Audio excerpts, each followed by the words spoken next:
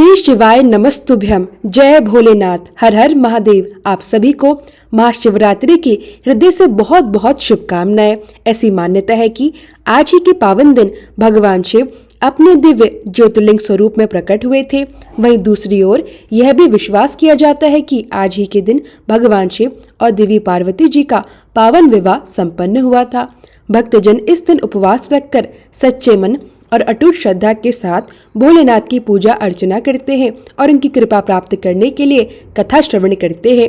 तो आज के इस पावन अवसर पर इस विशेष प्रस्तुति में हम आपको महाशिवरात्रि व्रत की मुख्य कथा के साथ साथ चारों पहरों में सुनी जाने वाली कथाएं भी विस्तार से सुनाने वाले हैं, क्योंकि इस रात्रि भक्तजन चारों पहरों में विधि विधान से शिवलिंग का अभिषेक और पूजन करते हैं तथा रात्रि जागरण करते हैं। ऐसे में आज की ये कथाएं आपके रात्रि जागरण को और भी सार्थक और पुण्यमयी बनाने वाली है। आप भी श्रद्धा और धैर्य के साथ इन कथाओं को पूरा अवश्य सुनिए। सबसे पहले सुनते हैं महाशिवरात्रि व्रत की प्रमुख कथा। शिव पुराण में वर्णित कथा के अनुसार प्राचीन काल में चित्रभानु नाम का एक शिकारी था। वह जानवरों की हत्या करके अपने परिवार का भरण पोषण करता था। वह एक साहूकार का कर्जदार था, लेकिन समय पर अपना ऋण चुका नहीं पाया। इससे क्रोधित होकर साहूकार ने उसे शिव मठ में बंदी बना लिया। संयोगवश उस दिन शिवरात्रि थी। साहूकार के घर पूजा अर्चना हो रही थी। उसी समय शिकारी भी ध्यान मग्न होकर भगवान शिव से संबंधित धार्मिक बातें सुनता रहा। चतुर्दशी के दिन उसने शिवरात्रि व्रत की कथा भी सुनी। शाम होते होते साहूकार ने उसे अपने पास बुलाया और ऋण चुकाने के विषय में बात की। तब शिकारी ने विनम्रता से कहा कि वह अगले दिन उसका सारा कर्ज चुका देगा। यह सुनकर साहूकार ने उसे बंधन से मुक्त कर दिया। अपनी दिनचर्या के अनुसार वह शिकारी जंगल में शिकार के लिए निकल पड़ा, लेकिन दिन भर बंदी गृह में रहने के कारण वह भूख और प्यास से अत्यंत व्याकुल था। शिकार की तलाश में वह बहुत दूर तक निकल आया। जब अंधेरा घिर आया तो उसने सोचा कि अब तो रात जंगल में ही बितानी पड़ेगी। तब वह एक तालाब के किनारे खड़े बेल के वृक्ष पर चढ़ गया और वहीं बैठकर रात बीतने की प्रतीक्षा करने लगा। उसी बेल के वृक्ष के नीचे एक शिवलिंग स्थापित था, जो बेल पत्रों से आच्छादित था, परंतु शिकारी को इस बात का तनिक भी ज्ञान नहीं था।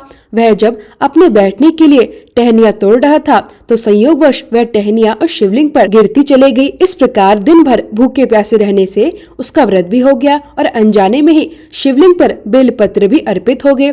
एक पहर रात्रि बीत जाने पर एक गर्भवती हिरणी तालाब पर जल पीने आई। शिकारी ने जैसे ही उसे देखा तुरंत धनुष पर तीर चढ़ाकर प्रत्यंचा खींची। तभी हिरणी करुण स्वर में बोली, मैं गर्भवती हूँ, शीघ्र ही अपने बच्चों को जन्म देने वाली हूँ। तुम एक साथ दो जीवों की हत्या करोगे, जो उचित नहीं है। मुझे अपने बच्चों को जन्म देने दो। मैं वचन देती हूँ कि उसके बाद तुम्हारे सामने आ जाऊंगी, तब तुम मुझे मार लेना। हिरणी की करुण वचनों को सुनकर शिकारी का हृदय पिघल गया। उसने प्रत्यंचा ढीली कर दी।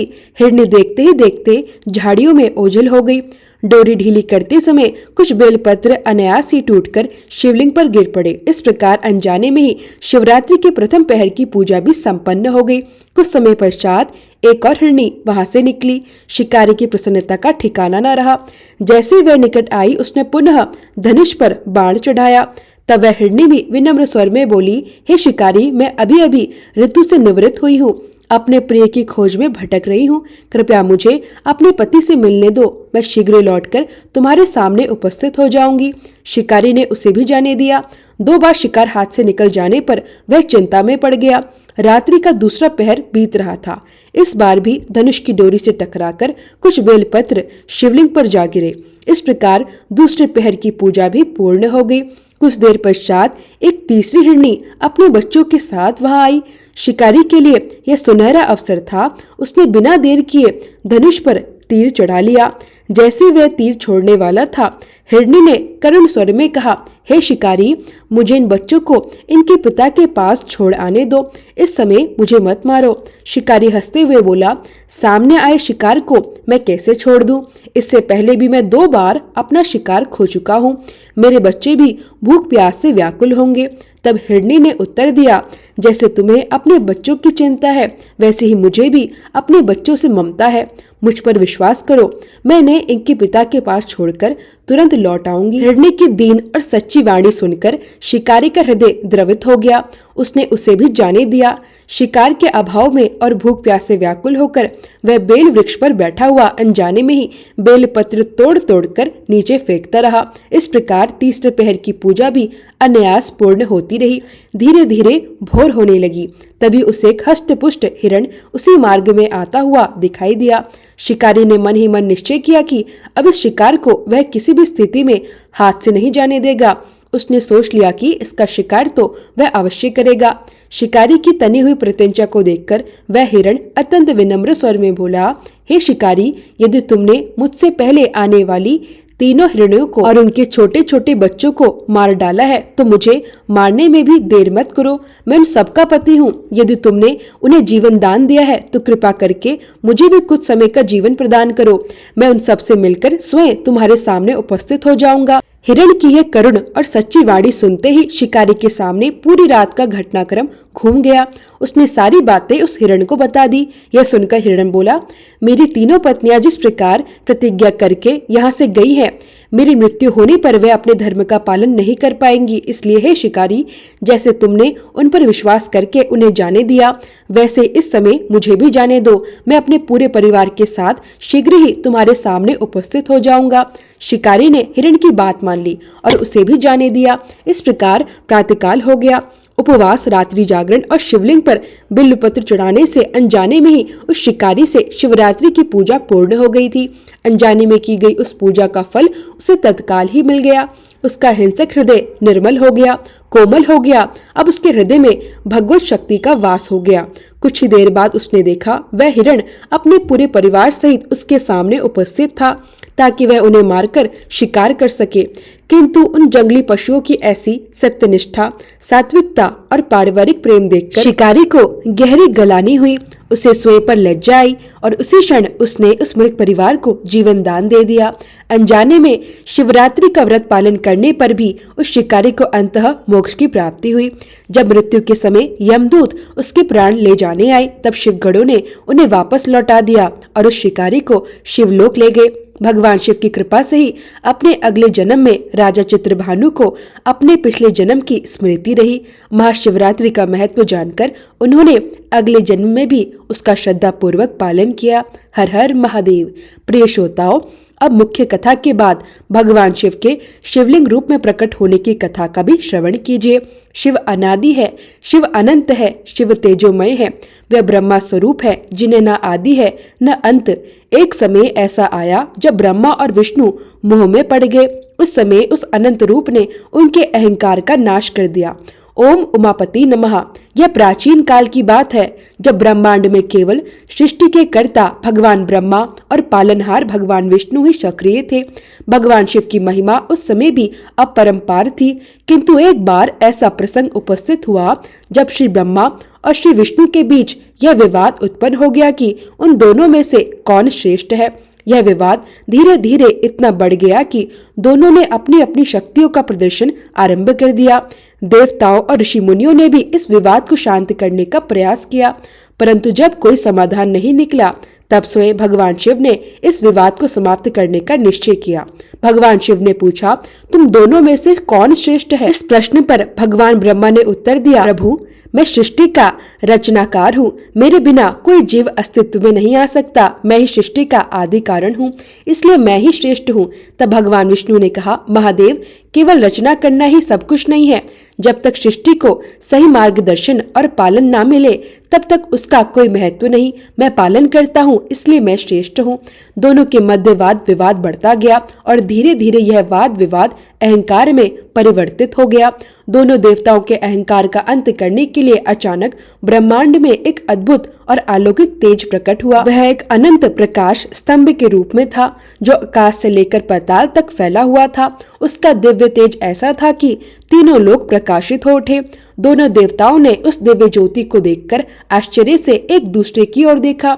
तभी आकाशवाणी हुई, यह तेज परम ब्रह्मा भगवान शिव का ही स्वरूप है। यदि तुम दोनों अपनी श्रेष्ठता सिद्ध करना चाहते हो तो इस प्रकाश स्तंभ के अंत को खोजो। जो इसका अंतिम छोर ढूंढ लेगा वही सबसे श्रेष्ठ होगा। यह सुनकर भगवान विष्णु और श्री ब्रह्मा जी ने इस चुनौती को स्वीकार किया।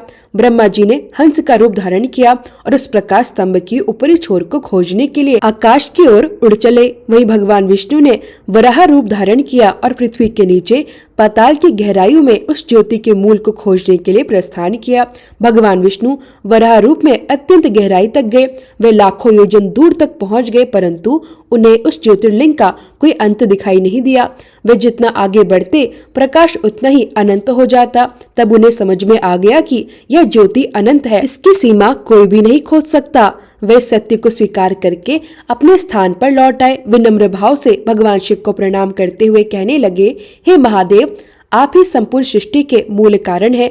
मैं आपकी शरण में आया हूँ। मेरी बुद्धि पर जो मोह माया का आवरण था वह पूर्ण रूप से दूर हो गया है। उधर ब्रह्मा जी आकाश की असीम ऊंचाइयों तक पहुंच चुके थे। वह निरंतर उस दिव्य ज्योतिर्लिंग का अंत खोजने का प्रयास कर रहे थे, परंतु उन्हें उसका कोई छोर नहीं मिला।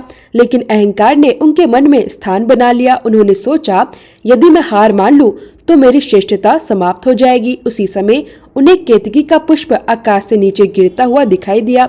ब्रह्मा जी ने उस पुष्प से पूछा, क्या तुम इस प्रकाश स्तंभ के ऊपरी छोर से आए हो? केतकी के पुष्प ने उत्तर दिया, हाँ, मैं इसी प्रकाश स्तंभ के ऊपरी भाग से ही नीचे गिरा हूँ। यह सुनकर ब्रह्मा जी के मन में विचार आया। उन्होंने केतकी पुष्प को साक्षी मानकर असत्य कहने का निश्चय कर लिया। वे लौटकर भगवान विष्णु के पास आए और बोले, मैंने इस प्रकाश स्तंभ का अंत पा लिया है। भगवान विष्णु को उनकी बात पर संदेह हुआ, परंतु ब्रह्मा जी ने केतकी पुष्प को प्रमाण के रूप में प्रस्तुत कर दिया। उसी क्षण भगवान शिव वहां प्रकट हुए। उनका स्वर गंभीर और क्रोधित था। उन्होंने कहा, ब्रह्मा, तुमने झूठ बोलकर अपनी श्रेष्ठता सिद्ध करने का प्रयास किया है, इसलिए अब से तुम्हारी पूजा कोई नहीं करेगा, तुम्हारे नाम से कोई मंदिर नहीं बनेगा। फिर उन्होंने केतकी पुष्प की ओर देखा और कहा, तुमने भी असत्य का साथ दिया है, इसलिए अब से मेरी पूजा में तुम्हें कभी अर्पित नहीं किया जाएगा। यह सुनकर केतकी का पुष्प कांप उठा। उसने भयभीत होकर भगवान शिव से क्षमा मांगी, परंतु शिव जी ने स्पष्ट शब्दों में कहा, झूठ को किसी भी रूप में स्वीकार नहीं किया जा सकता। फिर भगवान शिव ने कहा, यह ज्योतिर्लिंग मेरा अनंत स्वरूप है। जो भी इसे सच्चे मन से पूजेगा वह समस्त पापों से मुक्त होकर मोक्ष को प्राप्त करेगा। इसी कारण महाशिवरात्रि के प्रथम पहर में इस कथा को सुनने और शिवलिंग का पूजन करने का विशेष महत्व बताया गया है। जो भी भक्त इस कथा को प्रथम पहर में श्रद्धा से सुनता है और विधि विधान से शिवलिंग का पूजन करता है, वह सभी दोषों से मुक्त होकर शिव कृपा प्राप्त करता है। इस कथा का श्रवण विशेष पुण्य प्रदान करता है और यह हमें अहंकार त्याग कर सत्य के मार्ग पर चलने की प्रेरणा देता है। गौरी के तप से पिघले शंकर, मिला उन्हें वरदान, सिद्धि समृद्धि प्रेम और सुख से पूर्ण हुआ वह महान शिव विवाह। भगवान शिव और माता पार्वती का विवाह केवल एक दाम्पत्य संबंध नहीं था, यह भक्ति, तपस्या और पूर्ण समर्पण की सर्वोच्च गाथा है। माता पार्वती की कठोर तपस्या और अटूट भक्ति के कारण ही उन्हें भगवान शिव का वरदान प्राप्त हुआ था। महाशिवरात्रि के दूसरे पहर की कथा में इस दिव्य विवाह की संपूर्ण महिमा का वर्णन किया जाता है। इस कथा को सुनने और स्मरण करने से दाम्पत्य जीवन में सुख और शांति आती है। संतानहीन दंपतियों को संतान सुख की प्राप्ति होती है और मनोकामनाएं पूर्ण होती है।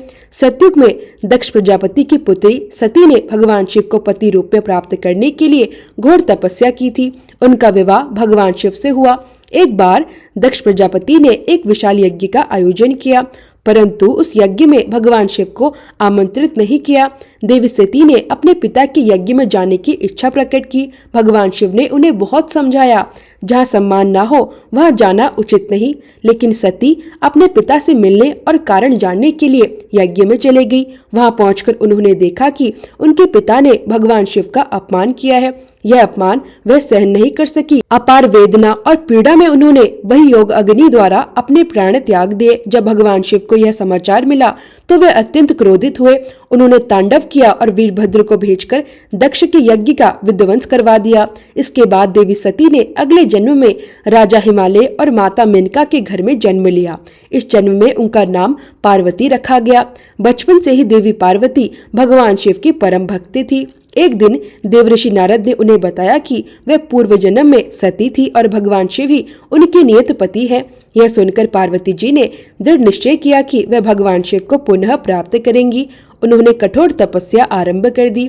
हजारों वर्षों तक उन्होंने हिमालय की गुफाओं में कठिन साधना की। पहले उन्होंने केवल फलाहार किया, फिर सूखे पत्तों का सेवन करने लगी। अंत में उन्होंने जल और अन्न का त्याग कर केवल वायु के आधार पर तपस्या की। उनकी इस अद्भुत और कठोर तपस्या से देवता, ऋषि मुनि सभी प्रभावित हो गए। स्वयं ब्रह्मा और विष्णु भी पार्वती जी की अटूट भक्ति देखकर चकित थे। भगवान शिव माता पार्वती की भक्ति से अत्यंत प्रसन्न थे, किंतु वे उनकी प्रेम की दृढ़ता की परीक्षा लेना चाहते थे। इसलिए उन्होंने सप्त ऋषियों को देवी पार्वती के पास भेजा। सप्त ऋषि देवी पार्वती के पास पहुँचे और विनम्र स्वर में बोले, हे देवी, आप इतनी कठोर तपस्या कर रही हैं, लेकिन क्या आपने यह विचार किया है कि भगवान शिव तो महान वैरागी है। वे सांसारिक जीवन से परे हैं, भस्म रमाते हैं, शमशान में निवास करते हैं। आप जैसी राजकुमारी के लिए वे कैसे उपयुक्त हो सकते हैं। माता पार्वती ने शांत किंतु दृढ़ स्वर में उत्तर दिया, भगवान शिव समस्त ब्रह्मांड के स्वामी है। उनकी भक्ति से बढ़कर मेरे लिए कुछ भी नहीं है। मेरे लिए शिव ही सर्वस्व है। उनके अटूट विश्वास और दृढ़ निश्चय को देखकर सप्त ऋषि अत्यंत संतुष्ट हुए और उन्होंने जाकर भगवान शिव को यह समाचार सुनाया। तब भगवान शिव स्वयं एक वृद्ध ब्राह्मण का रूप धारण कर देवी पार्वती के पास आए। उन्होंने मधुर किंतु परीक्षापूर्ण वाणी में कहा, हे देवी, तुम युवा हो, रूपवान हो, दिव्य गुणों से युक्त हो। मैं देख रहा हूँ कि तुम भगवान शिव के लिए इतनी कठोर तपस्या कर रही हो, पर क्या तुमने सोचा है कि शिव जी के पास कोई संपत्ति नहीं है? वे वनवासी हैं, भस्म लगाते हैं, मृगछाल धारण करते हैं। क्या तुम सच में ऐसा वर चाहती हो?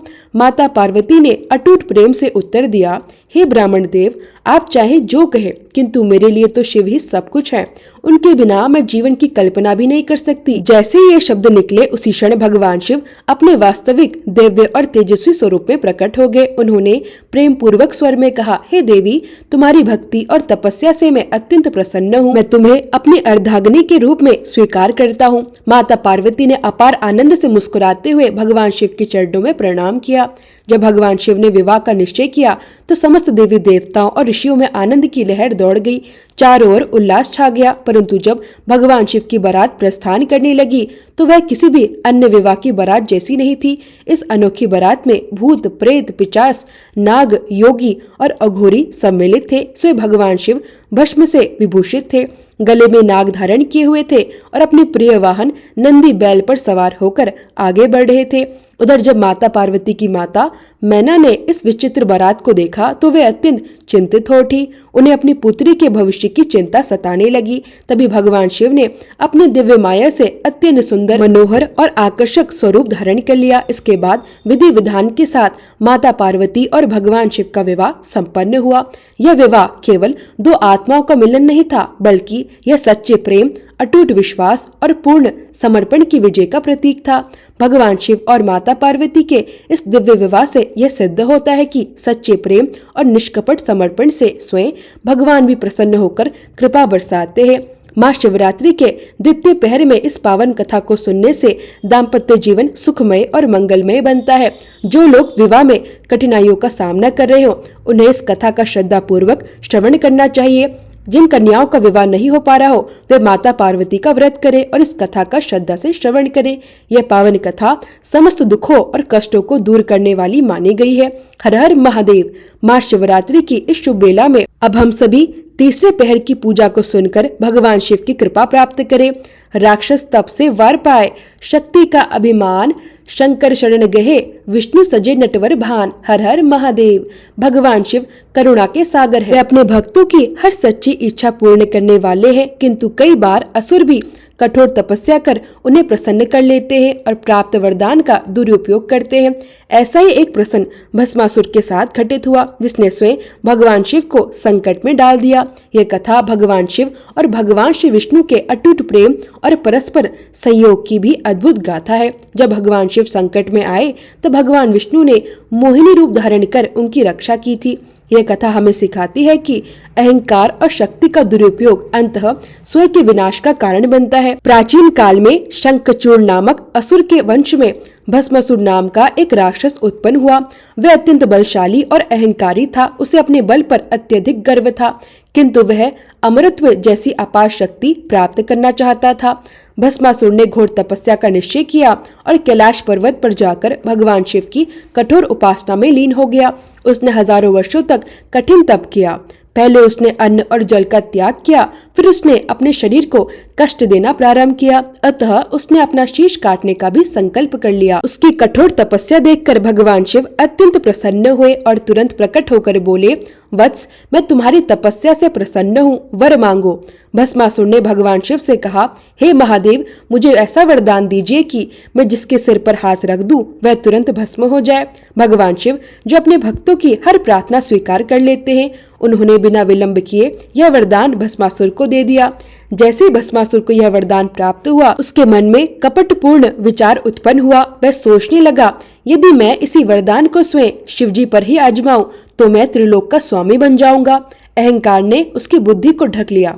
भस्मासुर ने उसी क्षण भगवान शिव पर ही यह शक्ति आजमाने का निश्चय किया और उनकी ओर बढ़ चला। जब भगवान शिव ने उसके मन का विचार जाना और उसे अपनी ओर बढ़ते देखा तो वे अत्यंत आश्चर्यचकित हो गए।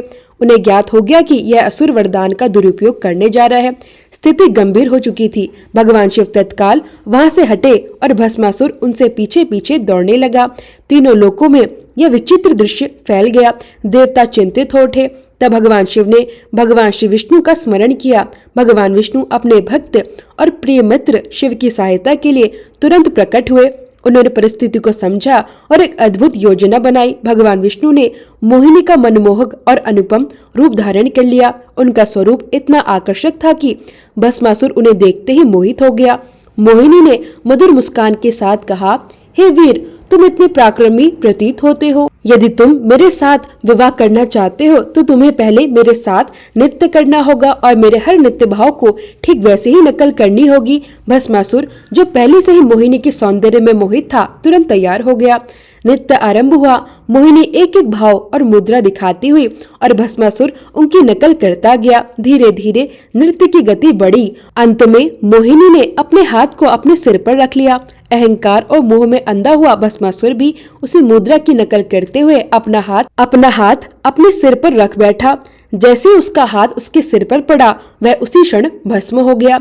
इस प्रकार उसके अपने ही वरदान ने उसका अंत कर दिया। भगवान शिव संकट से मुक्त हुए। देवताओं ने राहत की सांस ली। भगवान शिव और भगवान विष्णु की इस लीला से यह सिद्ध हुआ कि जब भी सृष्टि पर संकट आता है, तब देवता एक दूसरे की सहायता कर धर्म की रक्षा करते हैं। यह कथा हमें यह भी सिखाती है कि अहंकार चाहे कितना भी बड़ा क्यों ना हो, अतः स्वयं के विनाश का कारण बनता है। भगवान विष्णु और शिव जी में कोई भेद नहीं है, वह परस्पर पूरक है। जो शिव जी की आराधना करता है उसे भगवान विष्णु की कृपा भी प्राप्त होती है और जो व्यक्ति इस कथा को महाशिवरात्रि के तीसरे पहर में श्रद्धा से सुनता है, उसके जीवन से संकट और भय समाप्त हो जाते हैं। जो भगवान शिव और भगवान विष्णु दोनों की आराधना करता है, वह सभी कष्टों से मुक्त होकर मोक्ष प्राप्त करता है। प्रिय श्रोताओं, अब हम सभी महाशिवरात्रि के चौथे पहर में भगवान शिव और माता पार्वती जी की कृपा प्राप्त करने के लिए चतुर्थ पहर की कथा का श्रवण करते हैं। शिव की लीला अपरंपार है। वे अनेक रूपों में प्रकट होते हैं। सृष्टि के संतुलन हेतु वे अर्धनारीश्वर बन गए। हर हर महादेव। भगवान शिव केवल संहार के ही देव नहीं है, बल्कि वे सृष्टि के पालन और संतुलन के भी स्वामी है। महाशिवरात्रि के चतुर्थ पहर में शिव जी के अर्धनारीश्वर रूप की कथा सुनी और सुनाई जाती है। यह रूप दर्शाता है कि केवल पुरुष ही नहीं बल्कि स्त्री भी सृष्टि की उतनी ही महत्वपूर्ण धुरी है। और यह कथा हमें यह भी सिखाती है कि अहंकार चाहे कितना भी बड़ा क्यों ना हो, शिव जी के आगे टिक नहीं सकता। स्वयं ब्रह्मा और विष्णु को भी इस दिव्य सत्य को स्वीकार करना पड़ा। भगवान शिव का अर्धनारीश्वर रूप इस संपूर्ण ब्रह्मांड की दिव्य सृष्टि का अद्भुत प्रतीक है, जिसमें शिव और शक्ति एक साथ मिलकर पूरे अस्तित्व को धारण और संचालित करते हैं। यह दिव्य स्वरूप हमें यह संदेश देता है कि पुरुष और स्त्री तत्व एक दूसरे के पूरक है और संसार के संतुलन के लिए दोनों का एकीकरण अनिवार्य है। भगवान शिव का यह अद्भुत रूप आधे शरीर में पुरुष और आधे शरीर में स्त्री के रूप में प्रकट होता है, अर्थात एक भाग शिव और दूसरा भाग शक्ति। यह स्वरूप केवल आध्यात्मिक दृष्टि से नहीं बल्कि वैज्ञानिक और दार्शनिक दृष्टिकोण से भी अत्यंत गहरा और प्रेरणादायक संदेश देता है। सृष्टि के प्रारंभ में जब भगवान ब्रह्मा ने संसार की रचना का कार्य आरंभ किया, तब उन्होंने अकेले ही जीवों को उत्पन्न करने का प्रयास किया, परंतु वे सफल नहीं हो पाए। उन्होंने बार बार प्रयास किया, लेकिन सृजन संभव नहीं हुआ। तब ब्रह्मा जी ने भगवान शिव की उपासना की और विनम्र भाव से उनसे समाधान की प्रार्थना की। भगवान शिव प्रकट हुए और उन्होंने कहा, हे ब्रह्मा, सृजन तभी संभव होगा जब पुरुष और स्त्री दोनों का समावेश होगा। ब्रह्मा जी को यह बात समझ में तो आ गई, लेकिन वे यह नहीं जानते थे कि स्त्री तत्व कहाँ से आएगा। तब भगवान शिव ने अपनी योग माया से अपने ही आधे शरीर को माँ पार्वती के रूप में प्रकट कर दिया और इस प्रकार वे अर्धनारीश्वर स्वरूप में प्रकट हुए। जब ब्रह्मा जी ने भगवान शिव के इस अद्भुत अर्धनारीश्वर रूप के दर्शन किए तो वे अत्यंत विस्मित और भाव विभोर हो गए। शिव जी के इस दिव्य स्वरूप में उनका दाहिना भाग पुरुष रूप में था और बायां भाग देवी शक्ति के रूप में शोभायमान था। तब भगवान शिव ने ब्रह्मा जी को आशीर्वाद देते हुए कहा, अब से संसार में पुरुष और स्त्री दोनों मिलकर सृजन करेंगे। पुरुष बीजदाता होगा और स्त्री जन्मदात्री होगी। यही प्रकृति का अटल और सनातन नियम होगा। ऐसा कहकर भगवान शिव ने अपने अर्धनारीश्वर स्वरूप से स्त्री शक्ति को पृथक कर दिया। अब माँ शक्ति स्वतंत्र रूप से विद्यमान हो गई। इसके पश्चात ब्रह्मा जी ने सृष्टि की रचना का कार्य पुनः प्रारंभ किया। जब देवताओं और ऋषियों ने भगवान शिव के अर्धनारीश्वर स्वरूप के दर्शन किए तो वे इस अद्भुत लीला को देखकर मंत्रमुग्ध हो गए। उन्होंने विनम्रता से कहा, हे प्रभु, आपका यह दिव्य स्वरूप हमें यह शिक्षा देता है कि संसार में ना तो पुरुष अकेला पूर्ण है और ना ही स्त्री, दोनों मिलकर ही इस ब्रह्मांड का संतुलन बनाए रखते हैं। तब भगवान शिव ने उत्तर दिया, हे देवताओं, नारी और पुरुष अलग नहीं है, वे एक ही ऊर्जा के दो रूप हैं। नारी शक्ति ही पुरुष में स्थित है और पुरुष तत्व ही स्त्री में विद्यमान है। भगवान शिव ने आगे कहा, जो स्त्री का सम्मान करता है वह मुझे अर्थात शिव को प्राप्त करता है और जो पुरुष का सम्मान करता है वह शक्ति का आशीर्वाद प्राप्त करता है। इस प्रकार शिव और शक्ति एक दूसरे के बिना अधूरे हैं। शिव शक्ति की क्रिया है और शिव शक्ति का आधार है। संसार में पुरुष और स्त्री दोनों समान रूप से महत्वपूर्ण है। दोनों के बिना जीवन की कल्पना संभव नहीं। जो भी भक्त भगवान के अर्धनारीश्वर स्वरूप की आराधना करता है उसे जीवन में संतुलन, प्रेम और आध्यात्मिक उन्नति प्राप्त होती है। यदि पति पत्नी इस स्वरूप की श्रद्धा पूर्वक उपासना करे तो उनके बीच अटूट प्रेम, समझ और सामंजस्य बना रहता है। भगवान के इस दिव्य स्वरूप का ध्यान करने से मन, शरीर और आत्मा तीनों में शांति का संचार होता है। भगवान शिव का अर्धनारीश्वर रूप हमें सिखाता है कि संसार में नारी और पुरुष दोनों की सम्मान और आवश्यक भूमिका है। यह थी माँ शिवरात्रि के चारों पहरों में श्रवण की जाने वाली पावन और दिव्य कथाएं। आप सभी इन पवित्र कथाओं को श्रद्धा से सुने, अपने जीवन को कृतार्थ करें और भगवान शिव तथा माँ शक्ति की असीम कृपा प्राप्त करें। आप सभी ने इन कथाओं को अंत तक सुना, उसके लिए आप सभी का हृदय से एक बार फिर से बहुत बहुत आभार।